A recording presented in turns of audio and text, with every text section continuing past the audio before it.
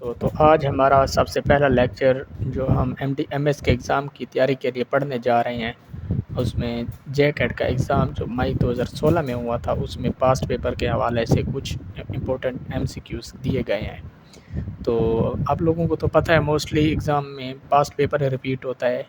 जितने past paper आप ज़्यादा पढ़ेंगे आपके लिए ईजी रहेगा और आप इजीली एग्ज़ाम पास कर सकते हैं। ठीक है, तो लेट्स स्टार्ट।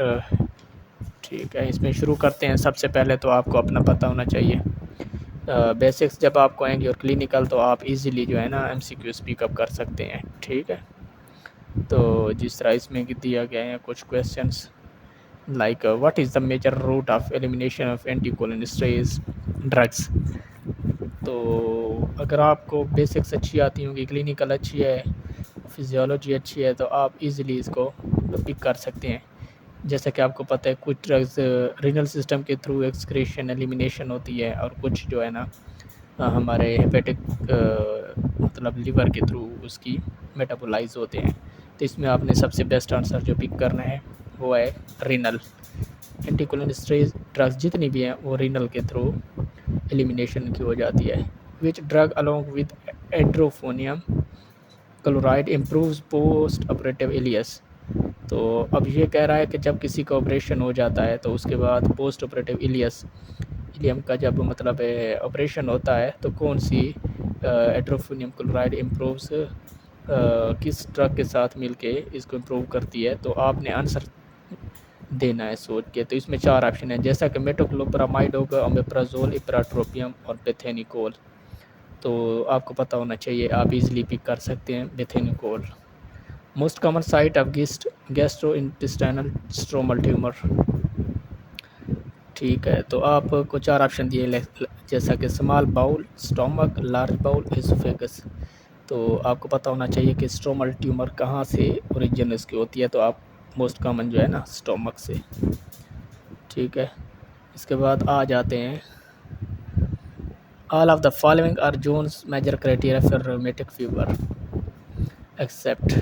तो आपको जब जोन्स क्राइटेरिया का पता होगा तो आप इजीली मतलब पिक कर सकते हैं। उसमें कुछ माइनर हैं कुछ मेजर हैं। ठीक है, तो आप मेजर तो देख सकते हैं क्या इसमें कोई माइनर है, तो वो माइनर इसमें कौन सा है आपने पिक करना है। अब ऑप्शन पे आते हैं आर्थरालजिया, कार्डाइटिस, सबक्यूटेनियस नोडुल्स एंड कोरिया। तो जो कार्डाइटिस है, सबक्यूटेनियस नोडुल एंड कोरिया जो है ना मेजर उसमें आते हैं क्राइटेरिया में, जबकि आर्थरालजिया, चेस्ट पेन या इन्फ्लेमेशन वगैरह वो जो है किस में आती है माइनर में। तो आपको ये याद रखना होगा। उधर वो पूछ रहा है कि सारे तो मेजर क्राइटेरिया में आते हैं, कौन सा है जो नहीं आता। तो आर्थरालजिया। विच ऑफ द फॉलोइंग, सबसे पहले अच्छा तो आपको मेजर क्राइटेरिया पता होना चाहिए फिर माइनर क्राइटेरिया पता होना चाहिए। ये रूमेटिक हार्ट फीवर के लिए मेजर क्राइटेरिया में जॉइंट इन्वॉल्वमेंट होती है। ठीक है, इसको नाम दिए थे जोन्स कैफ पाल। तो जे से जॉइंट इन्वॉल्वमेंट, ओ से O like a heart myocarditis, N से नोड्यूल्स सबक्यूटेनियस, ई से रिदमा मार्जिनेटम और एस से सैडम कोरिया। अब माइनर पे आ जाते हैं। तो माइनर में ठीक है, इधर जो है जॉइंट इन्वॉल्वमेंट होती है लेकिन उसकी इन्फ्लेमेशन वगैरह ये वो नहीं होती। तो इधर ये है कि आर्थरालजिया इसका पेन होता है। मेजर माइनर क्राइटेरिया में सीआरपी इंक्रीज होगी। ठीक है, ये एक प्रोटीन होती है जो लीवर बनाता है। तो उसके बाद आर्थरालजिया होगा, फीवर होगा, एलिवेटेड ईएसआर होगा जो इन्फ्लेमेशन को शो करता है।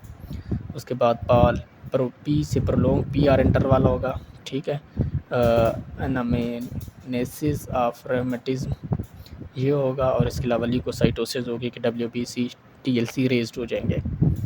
ठीक है, तो इसके बाद आपने इसकी डायग्नोसिस करने के लिए क्या करना है। डायग्नोसिस करनी हो कि तो आपको 2 मेजर क्राइटेरिया चाहिए होंगे और 1 मेजर क्राइटेरियन या 2 minor plus throat cultures growing group A beta hemolytic Streptococcus और एलिवेटेड एएसओ भी बोल सकते हैं, एंटी स्टेप्रोलाइसिन ओ टाइटर्स। ठीक है, इसकी डायग्नोसिस के लिए ये ज़रूरी है। इसके बाद एक और क्वेश्चन उस पर आ जाते हैं। Which of the following diagnostic methods are not use for differentiation of staph aureus in staph epidermidis. ठीक है, तो which of the following diagnosis method not used. अब आपने ये ज़हन में याद रखना कि नॉट यूज्ड, और ये भी पता होना चाहिए कि कौन से यूज़ होते हैं। प्रोटीन ए कम्प्लेक्स यूज़ होता है, कोआगुलेशन टेस्ट यूज़ होता है, मैनिटोल टेस्ट भी यूज़ होता है। तो इसमें को क्या कह रहा है कि डिफरेंशिएशन एएसओ टाइटर जो है ना वो यूज़ नहीं होता। Burkitt lymphoma is associated with which of the following genetic changes. तो आपको इधर पता होना चाहिए कि कौन सा उसके साथ होता है। ठीक है, इसमें 4 ऑप्शन है, तो आपने सिलेक्ट करना है माइस जीन ट्रांसलोकेशन। ठीक है, ये आपने सिलेक्ट करना है सी, माइस जीन ट्रांसलोकेशन। इसके बाद आ जाते हैं a pathology student looking at a slide portion of healthy tissues in which he finds significant appearance of cells. What kind of cells they most likely to। ठीक है, आपने ये इसमें याद रखना कि साइनेट रिंग्स भी बोल सकते हैं, सीक्रेट रिंग्स भी बोल सकते हैं। पेरेंट सेल किस में होते हैं? एडिपोज टिश्यूज़ में। ठीक है, तो आपने ये याद रखना है। इसके अलावा chronic gastric losses tend to cause.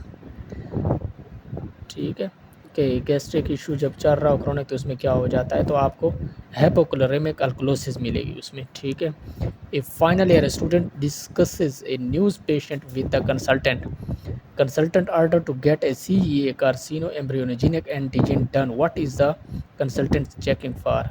Sir आपको तो पता होना चाहिए कि कुछ ट्यूमर मार्कर है जिसमें CEA को उनमें से मोस्ट कॉमन है, तो आपको पता होना चाहिए कोलोरेक्टल कार्सिनोमा। ठीक है, कि डायग्नोसिस करना चाहता है जो कंसल्टेंट है, इसलिए आपको ये याद रखना चाहिए। उसके अलावा आ जाते हैं, a child with abdominal pain is suspected of having interception, which of the following is true. Abdominal pain is suspected with intussusception. The condition occur in less than 3 months old of 70%. Vomiting occur early in presentation। ठीक है, तो fever excluded, interception diagnosis no. तो current jelly red stool और pathognomic, जिस बच्चे में ये feature होंगे, ठीक है, तो आप इस इजीली कह सकते हैं कि ये इसको किसी इंटरसेप्शन का मसला है। ठीक है, twisting of GFT one part into another. ठीक है, तो उसमें ये हो जाता है कि jelly red stool are pathognomonic. Which among the following is not a prevertebral ganglion. Cervical ganglion जो है ना वो परिवर्टिब्रल गैंग्लियन नहीं है। ठीक है, इज नॉट, सो आपको ये याद रखना होगा। वो जो बाकी हैं vertebra CDX superior mesenteric inferior prevertebral ganglion है। Young girl of 23 years of age presented with abdominal pain, menorrhagia and 18 weeks size mass in hypoglycemia। 23 साल की लड़की है, ठीक है, उसको एब्डोमिनल पेन है, menorrhagia and 18 weeks size mass in हैपो 18 week size in hypogastrium. What can be the most likely diagnosis.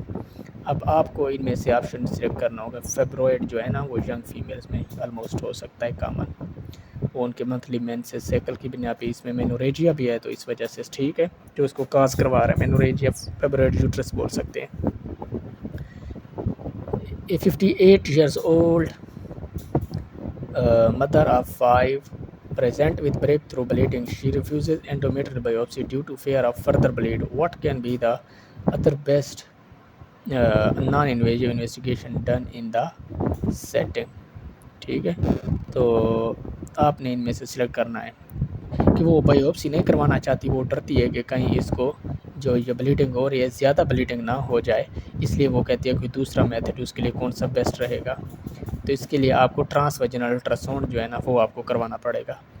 ठीक है, उसकी तह तक पहुंचने के लिए। अच्छा, जैसा कि ये ऊपर दिया गया कि जनरल OPD केसेस इन गैनियोप्स, तो ये आप इजीली मतलब है याद रख सकते हैं कि कोई भी आप गैनिकोलॉजी के तौर पे वर्क कर रहे हैं, गैनिकोलॉजिस्ट के तौर पे आप OPD में बैठे हैं या जनरल OPD एज MO काम कर रहे हैं, तो जब इस तरह का कोई पेशेंट आ जाता है आप उसको TVUS ट्रांसवेजिनल अल्ट्रासाउंड सजेस्ट कर सकते हैं। A patient presented in OPD with vertical diplopia onward gauge on downwards gaze, you suspect damage to a nerve supplying an extraocular muscle. Which nerve would you look for। ठीक है, तो आपको पता होना चाहिए एक फार्मूला SO4 LR और letter right LR। ठीक है, SO4 LR6, तो उसमें कुछ ये ट्रोक्लियर नर्व जो है 4th क्रेनियल नर्व है जो कि सप्लाई कर रही है कि इसको एक्स्ट्राकुलर मसल को। ठीक है, सुपीरियर ओब्लिक मसल को, अगर उसका इशू हो जाएगा तो ट्रोक्लियर नर्व को इधर मेंशन करेंगे। ये आप दे सकते हैं, यहाँ पे उन्होंने मेंशन किया हुआ है कि रिमेंबर LR6SO4R3। अब ये कुछ जो आइस के मसाला है आपको ऐसे याद रखने होंगे। LR6 जो लेटर रेक्टस मसाला है उसको सिस्क्राइनर सप्लाई करती है, अगर कोई इशू होगा तो उसमें ये मेंशन। सुपीरियर ओब्लिक SO4, ठीक है, CN फोर्थ क्रेनियल को trochlear nerve, rest all 3 nerves oculomotor nerves जो है ना वो बाकी जितने मसल्स भी आइस के उसको सप्लाई करती है। जो मोस्ट कॉमन है आप दोनों आपको ये दोनों याद रखने होंगे, LR6SO4, ठीक है। If muscle group is involved, it can be only oculomotor nerve damage. If only one muscle involved in it will be reduced trochlear nerve. So always pay attention to the statement. वो भी यही कह रहा है कि आपको statement अच्छे तरीके से पढ़नी चाहिए ताकि आप इजीली उसको पिक कर सकें। You are examining a patient in your OPD. You want to examine movement of eye. Does it cause elevation for lateral gaze, elevation plus medial gaze, downward plus lateral gauge, downward plus medial gauge, elevation plus lateral gauge, ठीक है। तो आज के लिए इतने question काफ़ी हैं, कल इंशाल्लाह मज़ीद हम इसके बारे में पढ़ेंगे। अगर हाँ आपको आइस के मसल के बारे में मज़ीद पढ़ना हो तो आप उसी के जो टॉपिक रिलेटेड है वो पढ़ सकते हैं। ओके, इंशाल्लाह फिर इससे मज़ीद हम कल पढ़ेंगे। और आपने अच्छी तरह इसको याद रखना है, आपको पता होना चाहिए कौन सा टॉपिक पढ़ रहे हैं और